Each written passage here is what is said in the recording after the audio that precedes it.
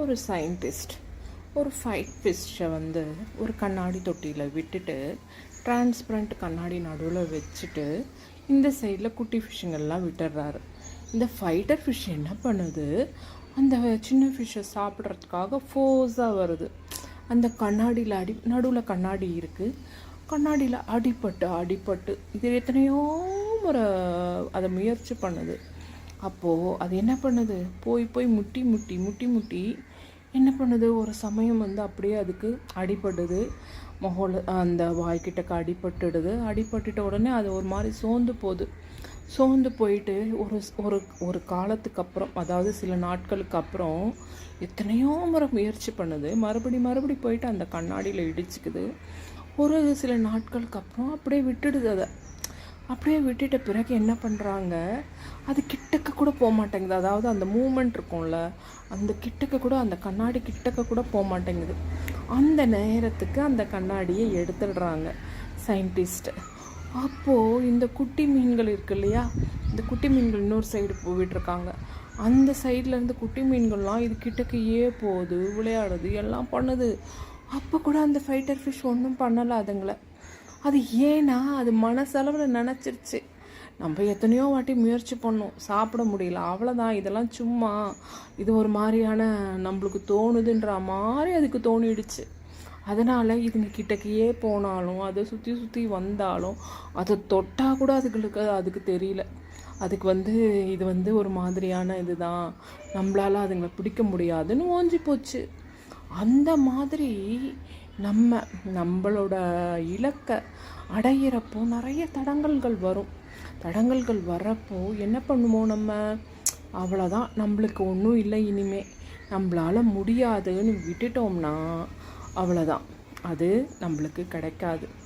முயற்சி பண்ணணும், முயற்சி பண்ணிக்கிட்டே தான் இருக்கணும், நம்மளுக்கு கிடைக்கும்னு சொல்லி போராடி போனோம்னா கண்டிப்பாக வெற்றி கிடைக்கும்.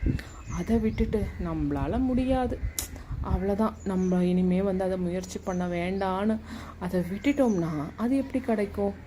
முயற்சி பண்ணாதான் நம்மளுக்கு ஒரு நேரம் இல்லை, ஒரு நேரம் கண்டிப்பாக அதை நம்ம அடைவோம். ராமாயணம். ராமர் சீதாவை மறக்க முடியுமா யாராலையாவது? கண்ணின் கடைப்பார்வை கண்ணியர் காட்டிவிட்டால் மண்ணில் குமரருக்கு மாமலையும் ஓர்கடுகாம். அந்த ரிஷி ராமரையும் லக்ஷ்மரையும் கூட்டிகிட்டு வராரு. அப்போது ராமர் ஃபஸ்ட்டு சீதாவை பார்க்குறாங்க, சீதாவும் ராமரை பார்க்குறாங்க. அப்போதான் அந்த பாடல், எதுக்கு, இவங்க அண்ணலும் நோக்கினார் அவளும் நோக்கினாள் அப்படின்னு. அந்த மாதிரி எப்படியெல்லாம் போயிருக்குல்ல இந்த காலத்தில். அந்த காலத்துலேயும் சரி இந்த காலத்துலேயும் சரி உண்மை காதல் வாழ்ந்துட்டு தான் இருக்கு. பட் ஆனால் அதுக்காக சிலர் கொடுக்குற விலைகள் தான், அப்படி தான் கல்யாணம் பண்ணிக்கிறாரு சீதாவை. ஆனால் அவங்க வந்து முழுசும் சேர்ந்து இருக்க முடிஞ்சுதா? முடியலையே. இவர் வந்து சீதா இல்லாமல் அப்படியே அவங்கள நினச்சிக்கிட்டே தான் இருப்பார், அவங்களும் அப்படித்தான். ஆனால் அவர் என்ன செஞ்சிட்டாரு, அவங்க கர்ப்பமாக இருக்கிறப்போ காட்டில் விட்டுட்டு வர சொல்லிட்டாரு லக்ஷ்மணன் கிட்டக்க. அவங்க எவ்வளவு கஷ்டப்பட்டாங்க அந்த சீதா. அப்படியே குழந்தை அந்த ஆசிரமத்திலேயே அந்த ரிஷி ஒருத்தர் வந்துட்டு அவங்களுக்கு அடைக்கலம் கொடுத்தாரு. அதனால் அவங்க அங்கேயே இருந்து அப்படியே அவங்க காலம் போயிடுச்சு. கடைசியில் அந்த லவன் குசா அவருடைய அப்பாவோடைய போர் புரியறத பார்க்குறாங்க. அவங்களால ஒரு கட்டத்துக்கு மேலே அதை தாங்க முடியல. அதுக்கப்புறமா அம்மா என்னை வந்து ஏற்றுக்கோ, இந்த பூமி மாதாவே எனக்கு ஏற்றுக்கோ, ஏன்னா அவங்க பூமியிலேருந்து தானே ஜனிக்கிறாங்க வராங்க இந்த உலகத்துக்கு.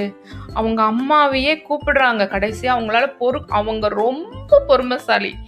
பொறுமைக்கு யார் நிகர்னு காமிச்சா சீதாவை தான் சொல்லுவாங்க. அவங்க பொறுமையின் அப்படியே இலக்கணம், அவங்க தான் பொறுமைனா வேற யாரும் கிடையாது, அந்த மாதிரி இலக்கணம் காமிப்பாங்க.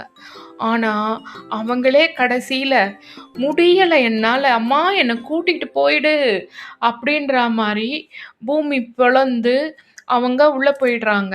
அப்படி தானே முடியும். அப்புறம் ராமர் வந்து ஒரு கோபம் வந்து இது பண்ணுறப்போ திருப்பி தேவர்கள்லாம் வந்து இவரை சமாதானப்படுத்துகிற மாதிரி அது இதுவாகும் ராமாயணம்.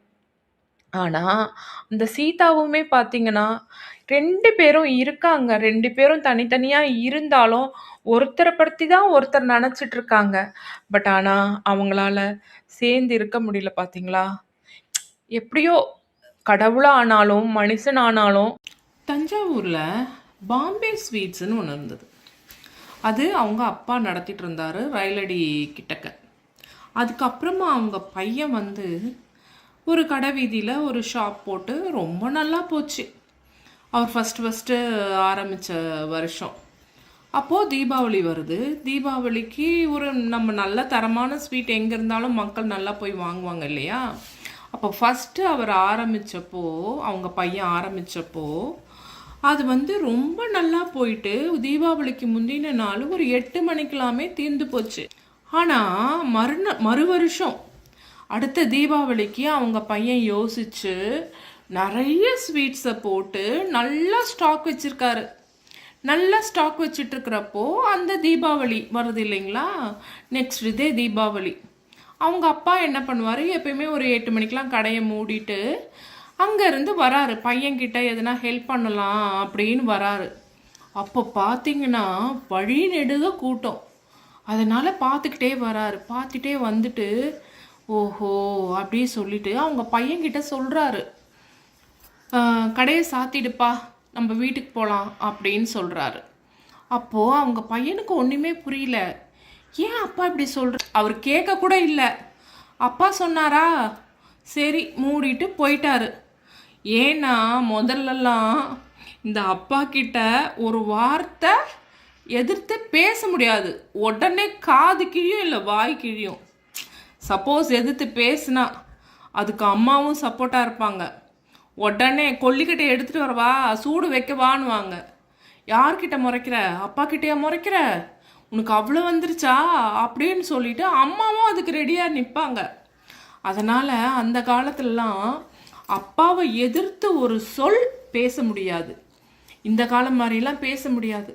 அதனால் அவங்க பையனும் சரி ஏதோ அப்பா சொல்கிறாரு அப்படின்னு சொல்லிட்டு கடையை மூடிட்டு அப்பாவோட போயிட்டான். போயிட்டு இவங்க தீபாவளிலாம் கும்பிட்டுட்டு நல்லா கோலாகலமாக அவங்க வீட்டில் தீபாவளி கொண்டாடுறாங்க. கொண்டாடிட்டு மறுநாள் வராங்க. மறுநாள் வந்தால் அந்த கடை வீதியில் இருக்க எல்லா ஸ்வீட் கடை ஆளுகளும் ரொம்ப நன்றி அண்ணா, ரொம்ப நன்றி அண்ணா, நீங்கள் கொஞ்சம் சீக்கிரம் சாத்தினதுனால எங்கள் கடையெல்லாம் நல்ல வியாபாரம் அப்படின்னு அப்ரிஷியேட் பண்ணுறாங்க. நம்ம கடை மட்டும் இருக்கணும்னு நினச்சா நம்ம முன்னுக்கு வர முடியாது. எல்லாரும் வாழணும்னு நீ நினச்சினாதான் நீயும் முன்னுக்கு வருவ, மற்றவங்களும் முன்னுக்கு வருவாங்க. லாஸ்ட் வீக் எங்கள் அண்ணாவோட செகண்ட் பொண்ணு ஏஜ் அட்டன் பண்ணிட்டா. அந்த ஃபங்க்ஷன் ரொம்ப நாள் கழித்து எங்கள் வீட்டில் எல்லோரும் ரொம்ப சந்தோஷமாக இருந்தோம். வீட்டில் விசேஷம் வரப்போ நம்ம எல்லோரும் சேர்ந்து கொண்டாடுறது பெரிய சந்தோஷம். எல்லோரும் ஒத்துமையாக செஞ்சால் அது நல்லபடியாக முடியும்.